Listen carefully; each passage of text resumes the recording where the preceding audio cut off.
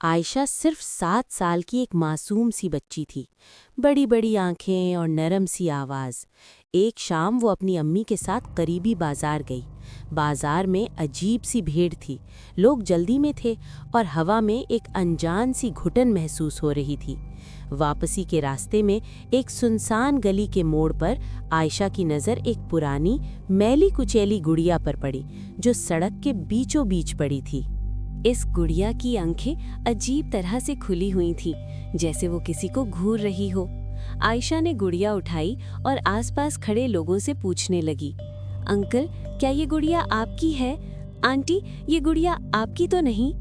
مگر سب لوگ اسے بچی سمجھ کر نظر انداز کرتے ہوئے خاموشی سے آگے بڑھ گئے، کسی نے پلٹ کر بھی نہ دیکھا۔ عائشہ کے دل میں گڑیا کے لیے عجیب سی ہمدردی پیدا ہو گئی۔ اس نے اپنی امی کا دوپٹہ پکڑ کر معصومیت سے پوچھا، امی یہ گڑیا کوئی نہیں لے رہا، کیا میں اسے گھر لے آؤں؟ امی جلدی میں تھی، بازار سے واپس آ کر انہیں بہت سے کام نپٹانے تھے۔ بغیر گڑیا کو غور سے دیکھے انہوں نے بس اتنا کہا، ہاں ہاں لے لو، لیکن جلدی چلو۔ عائشہ خوشی خوشی گڑیا کو سینے سے لگا کر گھر لے آئی، مگر کسی نے یہ محسوس نہ کیا کہ گھر میں قدم رکھتے ہی کمرے کی فضا اچانک ٹھنڈی ہو گئی تھی۔ گھر پہنچتے ہی عائشہ کا چھوٹا بھائی حسن اس گڑیا کے ساتھ کھیلنے لگا۔ وہ گڑیا کو ہنسا رہا تھا، اس سے باتیں کر رہا تھا جیسے وہ زندہ ہو۔ اچانک حسن کی ہنسی رونے میں بدل گئی۔ اس نے اپنا گلا پکڑ لیا اور زور زور سے رونے لگا۔ کچھ ہی دیر میں اس کا گلا بری طرح دکھنے لگا، سانس لینا مشکل ہو گیا۔ امی گھبرا گئیں اور اسے سینے سے لگا لیا، مگر اچانک ان کے اپنے سینے میں شدید درد اٹھا اور وہ فرش پر بیٹھ گئیں۔ لمحوں بعد ان کے منہ سے خون کی الٹیاں شروع ہو گئیں۔ عائشہ خوف سے کانپنے لگی، اسے سمجھ نہیں آ رہا تھا کہ یہ سب کیا ہو رہا ہے۔ کچھ دیر بعد ابو گھر پہنچے۔ جیسے ہی انہوں نے یہ منظر دیکھا، ان کے ہاتھ سے بیگ گر گیا۔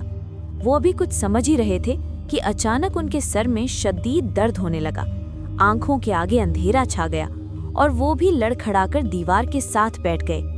اب گھر میں چاروں طرف کراہیں تھیں۔ عائشہ خود بھی اچانک کمزور محسوس کرنے لگی، اس کا گلا جلنے لگا جیسے کسی نے اندر سے اسے نوچ لیا ہو۔ وہ زمین پر بیٹھ گئی اور ہلکی آواز میں بس اتنا کہہ سکی، امی مجھے درد ہو رہا ہے۔ اسی لمحے امی کی نظر کمرے کے ایک کونے میں پڑی اس گڑیا پر گئی۔ وہ وہیں بیٹھی تھی، سیدھی کھڑی، اس کی آنکھیں عجیب طرح سے چمک رہی تھی۔ امی کے دل میں ایک خوفناک خیال آیا۔ انہیں یاد آیا کہ یہ سب کچھ تب سے شروع ہوا ہے جب سے یہ گڑیا گھر آئی ہے۔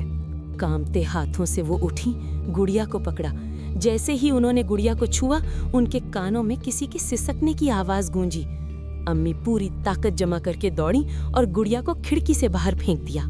گڑیا کے زمین پر گرنے کی آواز ایسی تھی جیسے کسی نے بہت بڑا شیشہ توڑ دیا ہو۔ اس آواز کے ساتھ ہی گھر میں پھیلی وہ عجیب گھٹن ختم ہو گئی۔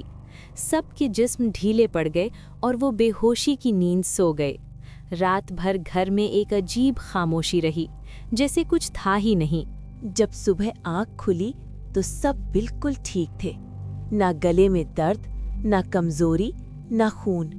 مگر عائشہ آج بھی کبھی کبھی رات کو جاگ کر کہتی ہے کہ اسے خواب میں وہی گڑیا دکھائی دیتی ہے جو اندھیرے میں کھڑی ہو کر مسکرا رہی ہوتی ہے اور آہستہ آہستہ اس کا نام پکارتی ہے۔ اس کہانی سے ہمیں یہ سبق ملتا ہے کہ کبھی بھی سڑک، بازار یا کسی سنسان جگہ سے ملی ہوئی چیزیں بغیر سوچے سمجھے اپنے گھر نہیں لانی چاہیے، خاص طور پر ایسی چیزیں جو پرانی، لاوارث یا پراسرار ہوں۔ اکثر لوگ اپنی بیماریوں، مصیبتوں اور بلاؤں کو ٹالنے کے لیے کالے جادو جیسی چیزوں کا سہارا لیتے ہیں اور انہیں کسی چیز کے ساتھ باندھ کر باہر پھینک دیتے ہیں، تاکہ جو شخص وہ چیز اٹھائے وہ تمام نحوستیں اس کے گھر منتقل ہو جائیں۔